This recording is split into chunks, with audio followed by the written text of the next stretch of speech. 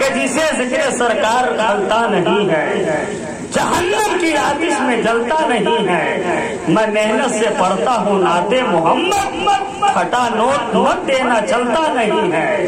میں محنت سے پڑھتا ہوں نعت محمد، پھٹا نوٹ مت دینا چلتا نہیں ہے۔ دیکھتا ہوں کہ منہ پر لوگ جالی لگا کے چلتے ہیں، ووٹ بندی تو ہے ہی۔ میں سوچا کہ آج سمردہی میں نوٹ بندی بھی ہے، لیکن اے ٹی ایم آ کر کے برق نیپالی نے کھول دیا ہے کہ نہیں؟ الحمدللہ ان کی مہربانی۔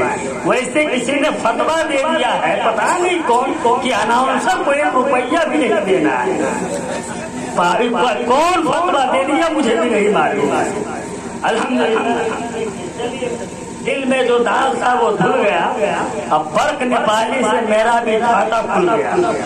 میں یہ چاہتا ہوں کہ آپ کے ذہن کا بکھراؤ اتحاد کے سانچے میں ڈل جائے۔ صدر الافاضل جس گاؤں میں عالم نہ ہو، اس گاؤں سے صدر الافاضل گزر جائے تو ان کے علم کی خوشبو سے اس گاؤں میں چند عالم پیدا ہو جائے۔ کہیے سبحان اللہ۔ ایسے عالم دین سونے کی قدر سونا ہی جانتا ہے کہ نہیں؟ علم کی قدر علم والے ہی جانے گا۔ اس لیے ایسے بزرگان دین کی تعلیم ہمارے اور آپ کے اوپر ضروری ہے۔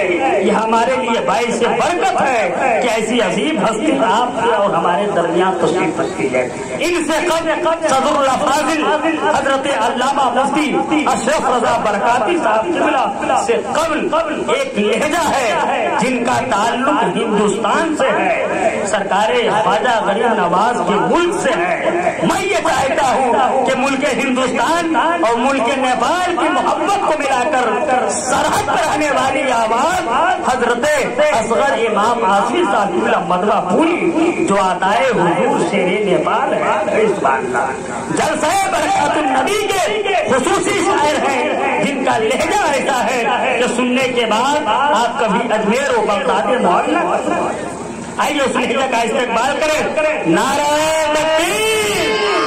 تھوڑا ذرا ہاتھ اٹھالے، عشق ہو تو عشق کا اظہار ہونا چاہیے، ہر گلی ہر کوچے میں پرچار ہونا چاہیے۔